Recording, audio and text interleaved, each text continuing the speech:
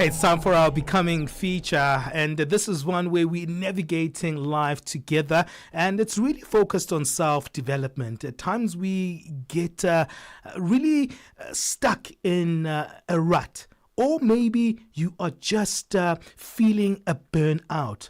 Many times we feel the pressure from the environments around us, from the people in our lives, and we can feel worn out because of that. Maybe you're navigating work, family, personal pressures, and you're feeling like, you know what, I'm going to give up right now. This is the only option I have. I'm tired of pushing through these moments of exhaustion. I'm feeling like I'm losing myself. How do you get out of that rut? We're speaking to Ashley Motene, who is a registered work psychologist. Ashley, welcome on the show. Dumelang, thank you very much for having me. Dumela. You know, most of the time we weigh ourselves down, and we weigh ourselves down for things that are natural, like burnout, like tiredness, like feeling personal pressure. Those are all indicators that you need to do something. And at times we say, you know what, I'm going to keep going against the grain. I'm going to just let these feelings fester and just keep them there. It's only ordinary. And we don't do anything about those indicators, those emotions that are popping up inside of us. Either they're showing us we're tired, either they're showing us that we need to take care of ourselves, but we just keep going on, don't we, Ashley? That is very true. I mean, we end up taking on so much that we end up feeling weighed down, and the stress of it can lead to burnout, which is an extreme form of stress where you really feel like you are not coping or you are drowning. Yeah. And what do you do? What do you think we should do when we are feeling that burnout? When we are feeling worn out? Number one, before you answer that, how do you know this is burnout? So you'll see the signs by things like fatigue, where it doesn't matter how much you have slept, you still feel very tired. You will see yourself feeling more stressed than usual, and that stress easily coming compared to other times where you feel like you stress, you solve it, you move on, but the stress seems to just stay. And other signs of it would be just tension in the body, just feeling body aches, for example, and then emotionally just feeling overwhelmed. Those are the signs. And when you do feel that way, what would you say people should actually do to respond to that feeling? Because at times we just keep going and say, I've got pressure at work. I've got to meet more deadlines. I need to keep going because I'm doing this for my family. I'm doing this for my kids. Or maybe you at uni and you're doing too many activities and you're like, you know what? I have to keep going because I can't disappoint my family back home.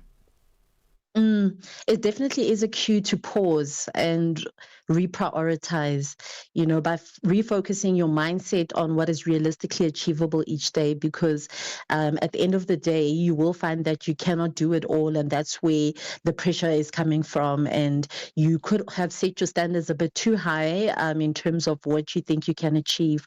So it's about really starting to decide and look at what can wait, what must be done now, and what matters the most. Yeah, because I remember there was a time I used to like volunteer at church, and I used to do a whole lot. Maybe you at church Monday, Wednesday, Thursday, Friday. You know about fundis. They want you there every single day.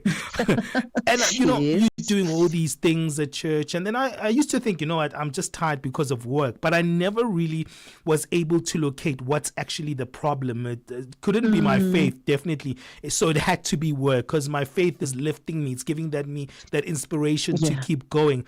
But the more I listened to myself, I was like, no, man, it's this church thing that I'm doing. I'm doing too many things at church. How do you actually locate where the problem is? I mean, you have to really look at all the areas of your life that you are busy with at the moment, and look at the ones that are taking up the most of your time, because usually those are the ones where you could find that it really is draining you and requiring too much energy from you. And also look at the activities that you have almost put on the wayside, like you have ignored, pushed aside. They could be important, but it could be because they are difficult to attend to, or you just feel like you don't have the emotional capacity to deal with them. Have a look at what's going on there. It could be that you have taken on so much that you really can't think clearly anymore, and you basically just doing what's in front of you, what's next, what is happening immediately the next day. So I would say it is really about looking at all the areas of your life that you are busy with, and then just identifying how much time you actually allocate into each of these and how much energy each of these activities is taking. Yeah, let's go back to that church experience. Sometimes burnout was associated with just being productive, actually serving, doing things for the Lord. Maybe there's people who find that burnout for them is attached to productivity. I'm doing well at work and I have to just keep going, because if I feel that way, that means I'm doing something. There's people who feel like burnout is a reward. That is very true. I mean, it almost becomes part of your identity. The fact that you have achieved so much or you have done so much is almost like a badge of honor, without looking at how it could be wearing you down or how it could be affecting other areas of your life. And I think when it comes to church activities, especially, sometimes prayerful consideration is necessary, where you really just need to pray about it and ask God to just give you guidance in terms of what you should be focusing your energy on, and also being okay, being at peace with not doing everything. Yeah. And in terms of the workplace, how do you navigate there? Because we associate that also with doing things for ourselves, but also for our family. If we don't go to work, then, hey, you know, what am I going to eat? What am I going to do? And then I feel guilty when I'm asking for that day off. I think one of the things that I've realized over the years is that people really struggle to take mental health day offs. And this is, something that is just so necessary, just a well-being day where you're not taking leave because you need to attend to something, you need to run errands, but just simply to rest. So I think it's really applying for that leave and spacing it out. A lot of the time, we let the leave accumulate because it seems like you're so needed at work, or it seems like, well, it isn't either school holidays or it isn't really feeling like a convenient time to take time off, but it could be every few months that you take a day or two off, and this is just dedicated to resting and doing other activities that you find relaxing. This is so helpful. And what do we do during that pause, especially when we feel like, you know what, I need to take this rest? Do you just sleep it off? I think that's a fantastic way of dealing with being burnt out. I think people underrate the power of sleep, but we'll continue this conversation after our break. Ashley, you're giving us some great advice there. That's Ashley Motene, who is a registered work psychologist. She's helping us with our Becoming feature today. Let's take a break. We'll be back. Je, una jambo lolote akilini mwako? Je, una shauku kuhusu masuala muhimu? Na je, una maoni ambayo unataka yasikike? Kweli, hili jukwaa ni la kwako. Piga simu au tuandikie kwenda WhatsApp namba alama ya kujumulisha 2760552594 na tutakupigia simu. Mtangazaji wa habari zetu za Afrika Kusini mjini Johannesburg. Hivyo unaweza kuwa mshirika kwenye matangazo yetu. Sio mazungumzo tu, ni fursa yako ya kuchangia maoni yako na kushirikiana na jumuiya ya wasikilizaji wanaotamani mtazamo wako. Tufuate kwenye mitandao ya kijamii. Tembelea tovuti yetu www.channelafrica.co.za na uwe tayari kushiriki na kuchangia maoni yako kwenye Channel Africa. Channel Africa, mtazamo wa Kiafrika. Keeping you on the know and on the move. It really isn't easy to navigate the world that we do, because we all have so many responsibilities and so many directions that we get pulled to often, and sometimes it can lead to a lot of burnout. So today in the Becoming feature, we're asking how we keep going when we're completely worn out, and helping us in this one is a registered work psychologist, Ashley Motene. It feels sometimes like burnout is only put aside, a word put aside for those who are working, those who work hard, those are hyper productive and have a lot to do with their day. But we also live in a world where the majority of young people are unemployed. People are trying hard, but there are no avenues that, are working out for them financially. They're drained, they're strained.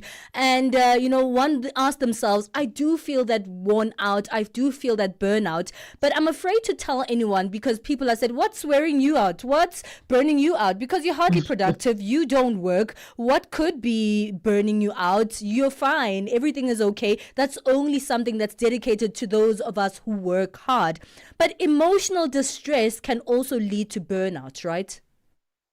Yes, that is very true. I mean, the emotions that we feel usually are brought about by the thoughts that we are processing. And you find that in cases of unemployment, people end up overthinking and overanalyzing their current situation and trying to find solutions to it to an extent that it really affects you emotionally and you feel overwhelmed, you feel overburdened.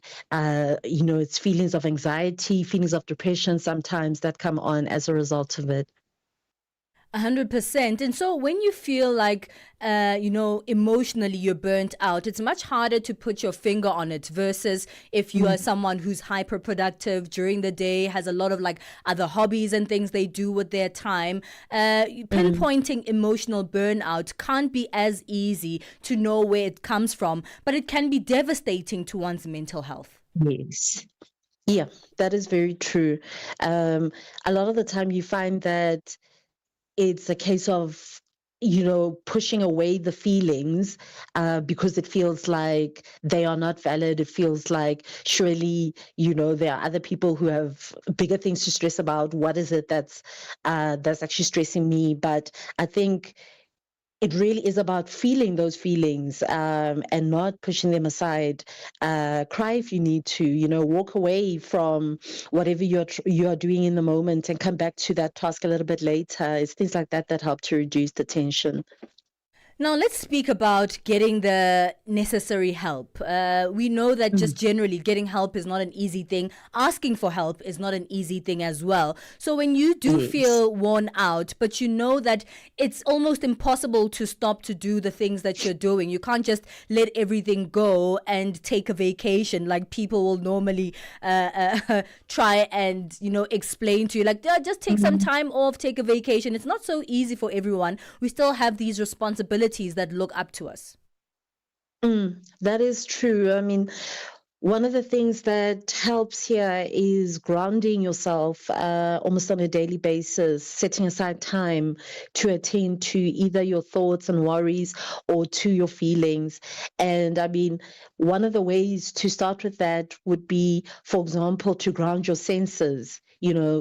Identify 5 things that you can see, 4 things that you can touch, 3 things that you can hear, 2 things that you can smell, and 1 thing that you can taste, just as a start, just so that you can slow down your thinking and actually attend to your emotions. And I mean, talking to a friend is a starting point.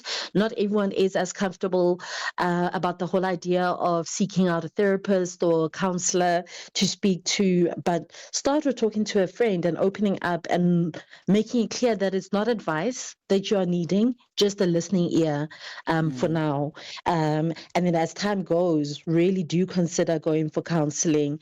I mean, counseling sessions really help to explore where those feelings are coming from, what's happening in your thought life, and how it's affecting your behavior. And, you get tools and ways of really approaching your current situation differently and looking at things a little bit differently. But I know it takes a lot and not everyone can afford it as well. So seeking out free counseling is what I would advise starting out with.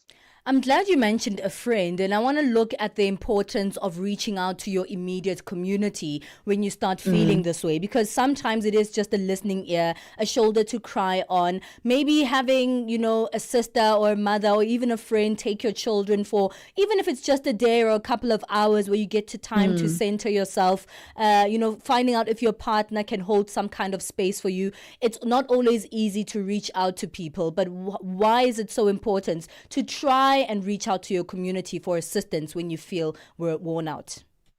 We are relational beings at the end of the day, and we cannot operate in isolation before our own thoughts get the better of us. And I mean, opening up to others really invites the kind of compassion and care that we are struggling to give to ourselves in the moment. And more importantly, opening up to others also helps them to see where you are burdened and see where they could possibly help, because if it is not expressed or said, then no one actually knows that you're going through all of this or how badly you're actually struggling. That is so true, because, if you don't tell anyone, you can sit in your mind and say, I don't have anyone supporting me. But then you reflect and say, did I actually ask anyone to support me? Did I share the information with anyone that I am in need of support? So sometimes just speaking out loud and expressing to those that love you that you may need that support is highly, highly important. Well, as you're getting this assistance and you're trying to work through your burnout, work through this, burning out that you're having, the things that you still need to take care of, as I said earlier, are there. How do you balance that? How do you balance holding space for yourself and working through the burnout while continuing to serve the functions that are necessary in your life? I think firstly, it would be a case of really writing down all the tasks and worries, plans, ideas that you have, and things that you are planning to attend to, and then only identifying 3 priorities that you can attend to in a day, because that is realistic, that is what is doable, and being okay with things carrying over to the next day if that is necessary, without letting that stress you. So I think it really does depend on the relationships in your life that you need to prioritize, the tasks in your life that you need to prioritize, as well as the decisions that you need to make. Because sometimes stress comes from postponing decisions as well. Ashley, is it sometimes necessary to shut down completely, even if it's just for a day? Definitely very necessary, where there's no screen time, where there's no endless scrolling through social media, for example, and you're allowing your body to just relax. I mean, if it means not waking up as early as you usually do, then do that. If it means taking a nap during the day because that helps to refresh you and just refuel you, then do that. But if it helps to do activities that you find fun and relaxing, that is definitely something I would recommend. Well, we'll have to leave it there. I think this is all great advice that you've given us today. And I'm sure a lot of people listening to this feel that burnout in them, but aren't able to sort of handle it directly. Also because there's a lot of shame that's associated with burning out. Let us know where we can find you, where we can contact you, Ashley. I am available on LinkedIn, so it would be Ashley_Motene. I'm also available on TikTok as Ash_work psychologist. Thank you. That is registered work psychologist Ashley Motene, speaking to us about how we can keep going when we feel completely worn out.